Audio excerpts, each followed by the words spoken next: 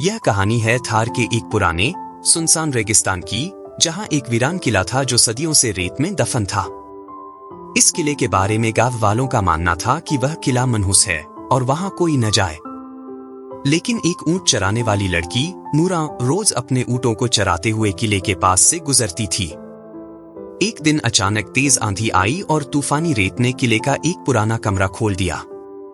जब अगली सुबह नूरा वहां पहुंची तो उसे किले की दीवार में चमकता हुआ एक सुनहरा दरवाजा दिखाई दिया। जिज्ञासावश नूरा ने वह दरवाजा खोला तो अंदर उसे एक कैद जिन मिला। वह कमजोर था, लेकिन उसकी आंखों में गुस्सा नहीं बल्कि दर्द झलक रहा था। जिन बोला, मैं कभी इस रियासत का रक्षक था।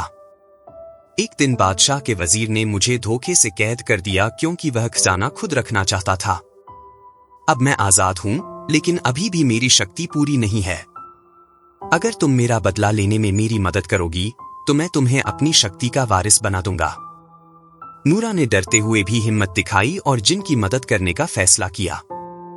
जिन ने उसे बताया कि वह वजीर अब एक सूदखोर बन चुका है जो गांव के सभी लोगों को कौच में जकड़कर उनका शोषण कर रहा है। नूरा ने जिन से सीखा कि कैसे रेगिस्तान की हवाओं से बात करनी है, कैसे रेत में छिपे संदेश पढ़ने हैं और कैसे रेगिस्तान के जानवरों से मदद लेनी है। फिर एक रात नूरा सूदखोर के महल में पहुंची। वह अकेली नहीं थी, उसके साथ थी रेगिस्तान की हवा, रेत और जिन की जादुई शक्ति। नूरा ने महल के अंदर जाकर सूदखोर का सामना किया।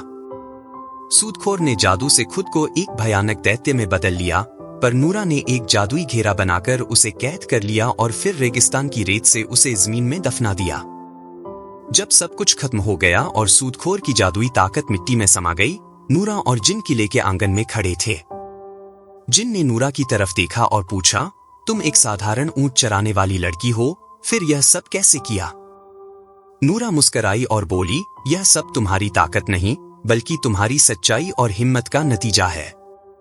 तुमने सिर्फ मेरी मदद की, लेकिन तुम्हारी मदद से मैंने अपनी ताकत को पहचाना और उसका सही इस्तेमाल सीखा।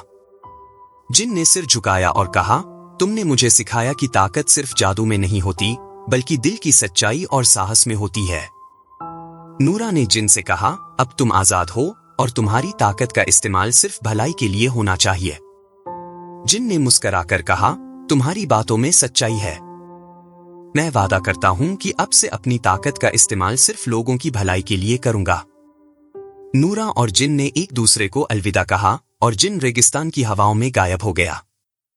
नूरा ने किले को आखिरी बार देखा और अपने ऊंटों के साथ गांव की ओर लौट पड़ी। जब गांव वालों ने नूरा को वापस आते देखा तो वे हैरान रह गए। नूरा ने उनसे कहा, अब यह किला मनहूस नहीं रहा, बल्कि यह एक सबक है कि सच्चाई और हिम्मत से बड़ी मुश्किलों को भी हल किया जा सकता है। नूरा की कहानी गांव में सुनाई जाने लगी और वह एक मिसाल बन गई कि कैसे एक साधारण लड़की ने अपनी हिम्मत और सच्चाई से एक जिन को आजाद किया और गांव को अत्याचार से मुक्ति दिलाई। यह कहानी हमें सिखाती है कि सच्चाई, साहस और मदद का जज्बा इंसान को असाधारण काम करने के काबिल बना देता है।